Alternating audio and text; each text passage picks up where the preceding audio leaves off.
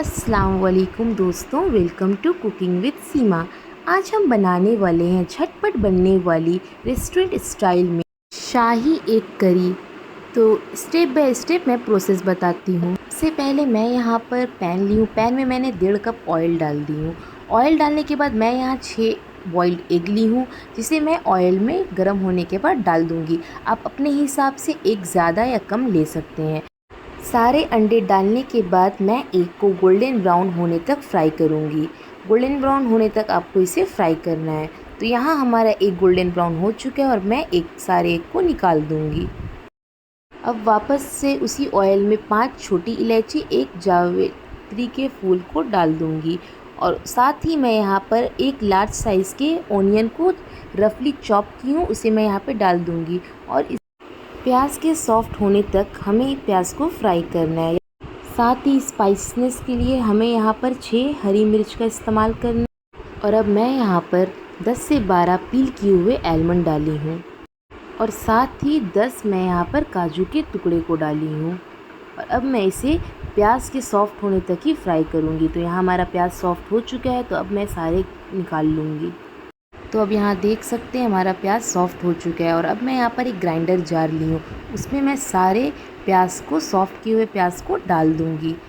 और साथ ही मैं यहाँ पर 1 टेबल स्पून मेलन सीड डालूँगी। मेलन सीड ऑप्शनल है, अगर आपके पास है तो ही आप डालिएगा, नहीं है तो स्किप कर दीजिएगा। और अब साथ ही मैं यहाँ पर 1/3 कप वाटर डालूँगी। इतना वाटर डालना है जिससे आपका स्मूथ पेस्ट रेडी हो जाए। और अब मैं इसे ग्राइंड कर लूँगी। तो अब आप देख सकते हैं यहाँ हमारा स्मूथ पेस्ट बनकर तैयार है। तो इसे मैं अब साइड में रख दूँगी।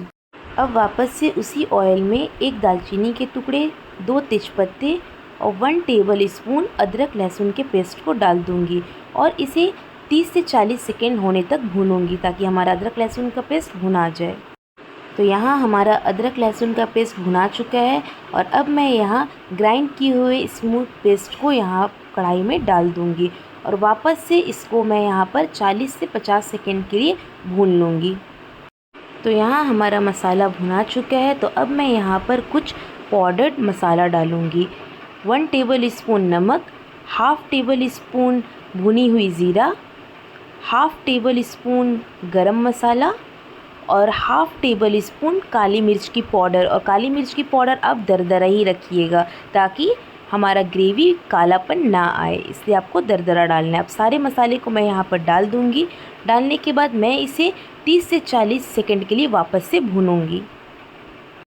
यहाँ हमारा मसाला अच्छे से भुना चुका है। तो अब मैं यहाँ पर हाफ़ कप के करीब दही डाल दूँगी और फिर इसे मैं वापस भूनूँगी। तब तक आपको मसाला को भूनना है जब तक आपका ऑयल ना छोड़ दे। तो यहाँ हमारा ऑयल छोड़ चुका है। तो अब मैं फ्राई किए हुए एग को यहाँ पर डाल दूँगी और वापस से एग को मसाले के साथ भून लूँगी।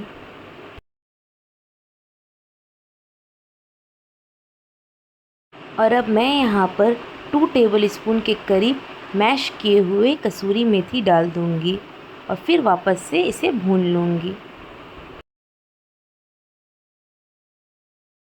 और अब मैं यहाँ पर 1/4 कप फ्रेश क्रीम डालूँगी और इसे मिक्स कर लूँगी ग्रेवी के साथ अच्छे से।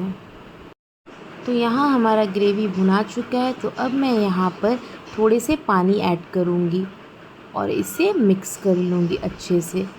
मिक्स करने के बाद मैं यहाँ पर लीड से इसे ढककर 8 से 10 मिनट के लिए लो फ्लेम पर पका लूँगी। तो 8 से 10 मिनट हो चुके हैं और अब मैं लीड को हटा दूँगी। तो आप यहाँ देख सकते हैं हमारा ग्रेवी और एक अच्छे से लो फ्लेम पर बन चुका है। तो अब मैं यहाँ पर कुछ स्प्लिट किए हुए हरी मिर्च को डाल दूँगी और ऊपर से गार्निश के लिए हरी धनिया डाल दूँगी।